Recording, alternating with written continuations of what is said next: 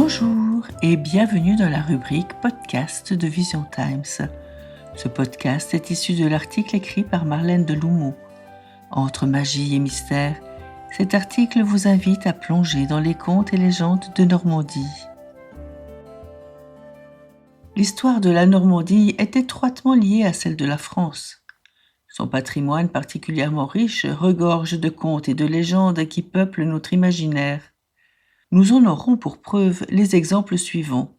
Ils vont retenir notre attention quelques instants. La légende des oies de Pirou. Cette légende serait originaire de la Manche. Les faits se déroulent aux abords du château de Pirou, forteresse médiévale située dans le Cotentin. Ce château de Pirou était le seul à résister à l'invasion des Normands rendus maîtres de la région par leurs raids incessants. De guerre lasse, ces derniers entreprirent un blocus pour venir à bout des résistants. Contre toute attente, un silence de mort régnait aux alentours. Seul un vieillard grabataire semblait occuper les lieux. S'il révélait aux assaillants où se trouvait le seigneur du château et les siens, sa vie serait épargnée, promit les assaillants. C'est alors que le vieillard leur fit cette surprenante révélation. Le sire Pirou était magicien à ses heures. Lui et sa maisonnée tout entière s'étaient transformés en oies sauvages grâce à un grimoire pour échapper à leur adversaire. Les Normands se rappelèrent en effet que la veille, ils avaient aperçu une troupe d'oies prenant leur envol.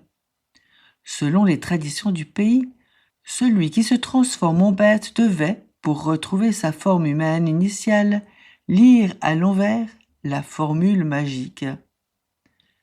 La légende dit que, peu après, le groupe d'oies sauvages revint voler près du château pour retrouver leur précieux grimoire, leur permettant d'être à nouveau des hommes, mais leur quête demeura vaine.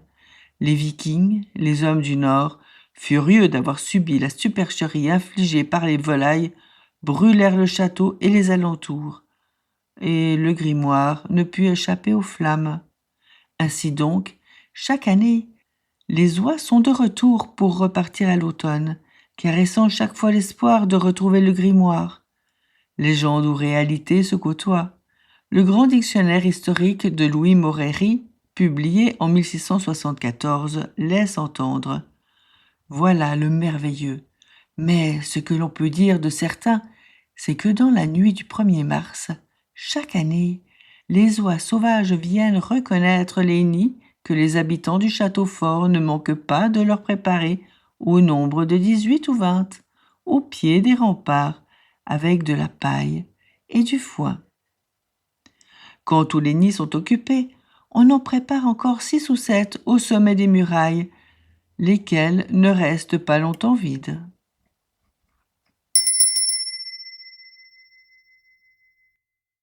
La chambre des demoiselles, contes et légendes d'Étretat.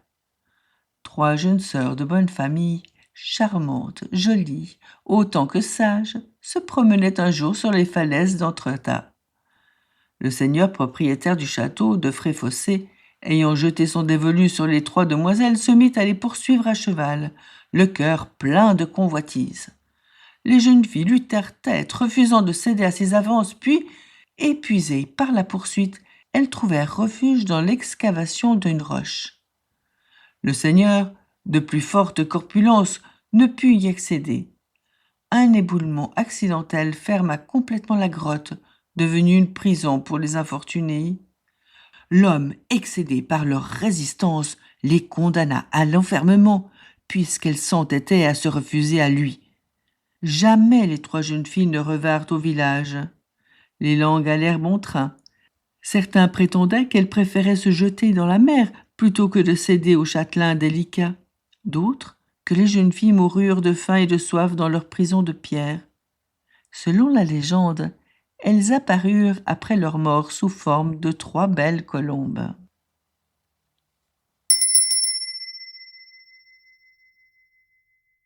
La rivière d'Étretat. Une autre légende connue sous le nom de la rivière d'Étretat explique, dit-on, la raison pour laquelle aurait disparu cette rivière réputée pour son parc à huîtres. C'est elle qui, mêlée à la mer, donnait un goût si particulier aux huîtres appréciées à Versailles par la reine Marie-Antoinette elle-même. La rivière coulait, très abondante, au point de faire tourner la roue du meunier. Un soir, une bohémienne en compagnie de son enfant allait de porte en porte mendier son pain pour sa progéniture, mais en vain. Personne ne voulut soulager sa faim.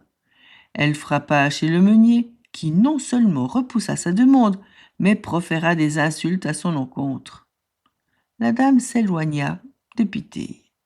Elle se retourna, et nul ne sait ce qu'elle dit, mais dès le lendemain, la rivière cessa de couler pour toujours.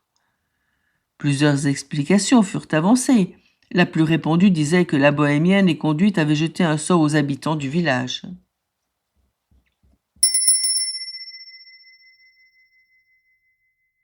La légende du précieux sang de Fécamp. La légende du précieux sang de Fécamp a mis en lumière la ville du même nom, située au pays de Caux. Fécamp fut aussi le lieu de naissance de plusieurs ducs de Normandie, descendants des Vikings, Richard Ier et Richard II. Le témoignage des Saintes Écritures révèle que Nicodème, avec l'aide de Joseph d'Arimathie, prit en compte l'ensevelissement de Jésus. Citons cet extrait de Jean 9.39-40. Nicodème, qui auparavant était allé de nuit vers Jésus, vint aussi, apportant un mélange d'environ 100 livres de myrrhe et d'aloès. Ils prirent donc le corps de Jésus, l'enveloppèrent de bandes avec des aromates, comme c'est la coutume d'ensevelir chez les Juifs.